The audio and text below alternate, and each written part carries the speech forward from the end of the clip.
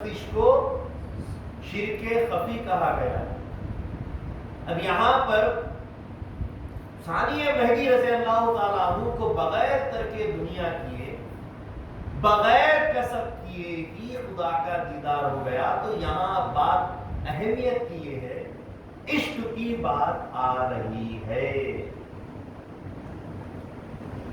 سب سے پہلے عشق کی قسمیں ہستی کے اعتبار سے دو ہوتی ہیں۔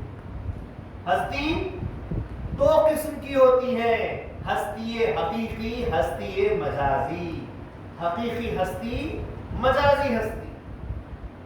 اس کی مثال خود مہدی موعود علیہ السلام دیے ہیں۔ حقیقت اور مجاز کو سورج اور چاند مہدی موعود علیہ السلام نے پیش کیا۔ مہدی موعود علیہ السلام نے بتایا کہ ایک سورج ہے، ایک چاند ہے۔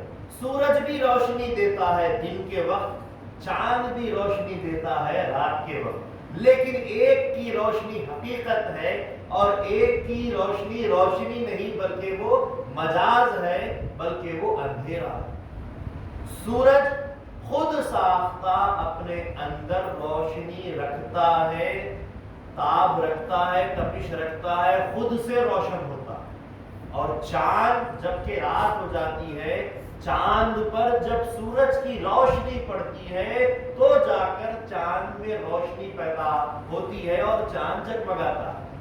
مطلب یہ کہ ایک حقیقت ہے تو ایک دوسرا اس کا عکس ہے، اس کا آئینہ ہے۔ اس سورج کی پرچھائی، اس سورج کی روشنی جب چاند پر پڑتی ہے تب جا کر چاند روشن ہوتا ہے، لیکن دیکھنے پر معلوم ایسا ہوتا ہے جیسا کہ چاند بھی خود سے روشن ہو رہا ہے۔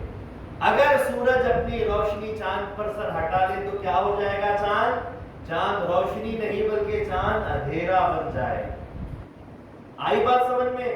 تو اسی طریقے سے ہستی حقیقی صرف اللہ کی ذات ہے، اور اللہ تعالیٰ اپنی روشنی کائنات کے ذرے ذرے میں بکھیر رہا ہے تو جا کر لگتا ہے کہ ان میں بھی روشنی ہے، لیکن وہ مجازی ہے کیونکہ ان کے حدود مقرر ہیں۔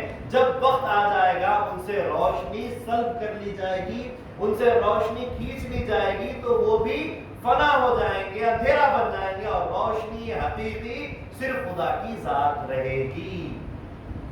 کل من علیہا فان وَيَبْقَى وَجْهُ رَبِّكَ ذُو الْجَلَالِ وَالْإِكْرَامِ۔ ہر چیز فنا ہو جائے گی اور صرف باقی ایک چیز رہے گی۔ تو ہستی کے اعتبار سے دو قسمیں ہوئی، ایک ہستی حقیقی، ایک ہستی مجازی۔ تو ہر کسی کی ہستی مجازی ہے جو ختم ہونے والی ہے، اور ایک ہستی باقی رہنے والی ہے، وہ خدا کی ہستی ہے۔ اسی لیے مہدی موعود علیہ السلام نے ارشاد فرمایا عشق کی اب دو قسمیں ہو گئی، عشق حقیقی، عشق مجازی۔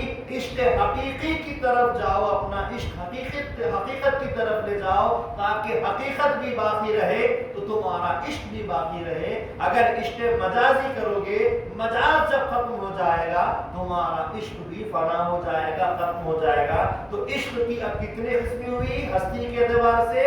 عشق حقیقی، عشق مجازی۔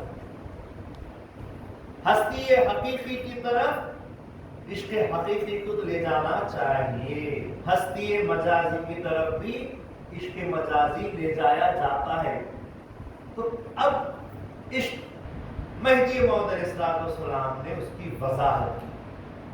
مہدی موعود علیہ السلام ایک مرتبہ عشق کے فضائل، عشق کے مراتب بتا رہے تھے، اور آپ نے فرمایا عشق شان، انبیاء کی شان۔ عشق ایسی معمولی چیز نہیں۔ مہدی موعود علیہ السلام نے فرمایا عشق انبیاء کو نصیب ہوتا ہے، عشق عام انسانوں کو نصیب نہیں ہوتا، عشق انبیاء کو نصیب ہوتا ہے۔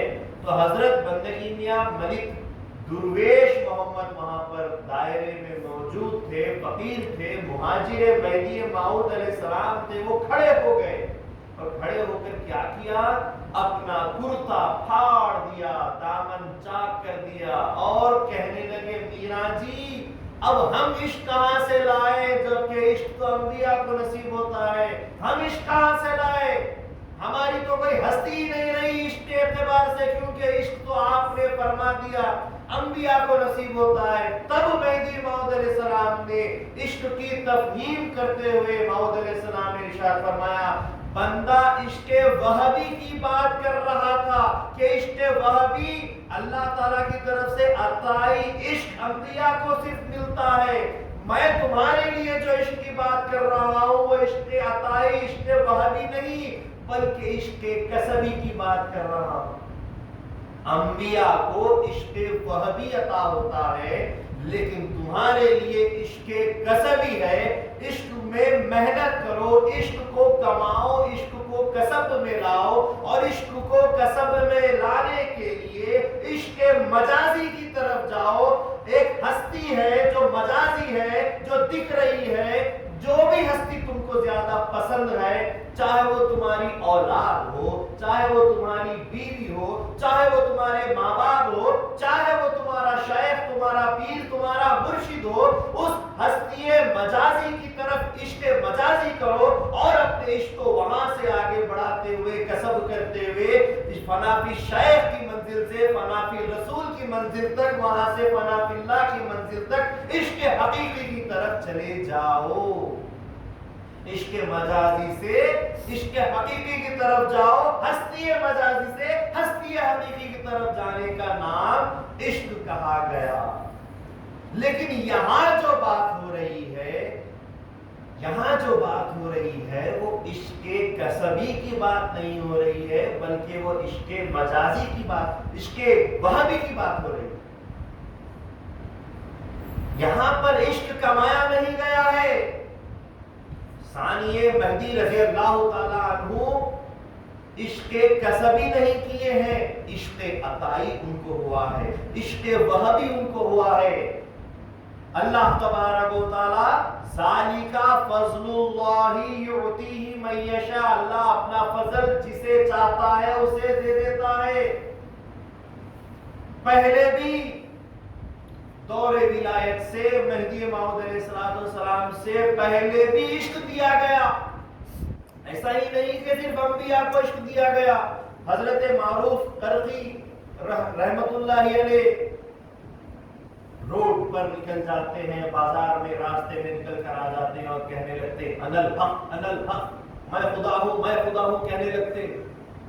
لوگ پکڑ لیتے، سپاہی پکڑ لیتے، بادشاہ کے سامنے پیش کیا جاتا، یہ اپنے آپ کو خدا کہتے پھر رہے ہیں، یہ تو اتنے بڑے ولی تھے کہتا ہے بادشاہ۔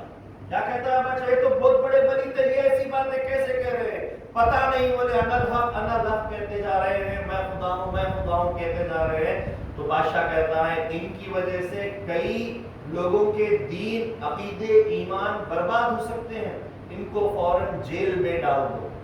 معروف قرضی کو لے جا کر جیل میں ڈال دیا گیا۔ جو بھی ان سے ملنے کے لیے جاتا اس سے بس یہی کہتے انا الحق انا الحق۔ ایک آدمی آ کر کہتا ہے حضرت میں ایک سوال کرتا ہوں، عشق کیا چیز ہے؟ حضرت معروف قرضی رحمت اللہ علیہ تھوڑا سا ہوش میں آتے اور کہتے ہیں بڑا خطرناک جملہ تو نے کہہ دیا ہے، بڑا زبردست سوال تو نے پوچھ لیا ہے، آج نہیں بتاؤں گا، کل جب کہ سولی پر لٹکایا جاؤں گا اس دن بتاؤں گا۔ اس کے بعد بات آئی گئی اگلے دن بیچ بازار میں حضرت معروف قرضی رحمت اللہ علیہ کو پھانسی دی جا رہی ہے۔ وہ پھانسی کا پھندا پہننے کے لیے بخوشی تیار ہے اور پھانسی کا پھندا اپنے ہاتھوں سے گلے میں پہنتے ہوئے کہتے ہیں اے وہ سائل، اے وہ سوال کرنے والے جس نے یہ سوال کیا تھا کہ عشق کیا چیز ہے تو سن لے، عشق یہ ہے کہ عشق میں جلنا ہے اور عشق کی ابتدا جلنا ہے اور عشق کی انتہا موت ہے، یہ کہتے ہوئے اپنے ہاتھوں سے پھندا پہن لیا اور پھانسی پر لٹک گئے۔ تو عشق عطائی اللہ تعالیٰ جب کسی انسان کو، عام بندوں کو دے دیتا ہے تو وہ برداشت نہیں کر پاتے اللہ تعالیٰ کے تجلیات کو، وہ مجذوب ہو جاتے ہیں، انا الحق کہنے لگتے ہیں، دیوانے ہو جاتے ہیں، مجذوب ہو جاتے ہیں۔ کیوں؟ کیونکہ اللہ تبارک و تعالیٰ کے تجلیات عام انسان برداشت نہیں کر پاتا، تو اس وجہ سے وہ مجذوب بن جاتا ہے۔ کچھ ہی لوگ ایسے ہوتے ہیں جو اللہ تعالیٰ کے عطائی عشق کو برداشت کر کے اپنے حواس خمسہ کو اچھے رکھ پاتے ہیں۔ ورنہ ان کے ہوا سے خمسہ ان سے چھوٹ جاتے ہیں، وہ بہک جاتے ہیں، ان کے ہاتھوں میں ان کے دماغ نہیں ہوتے، ان کے قابو نہیں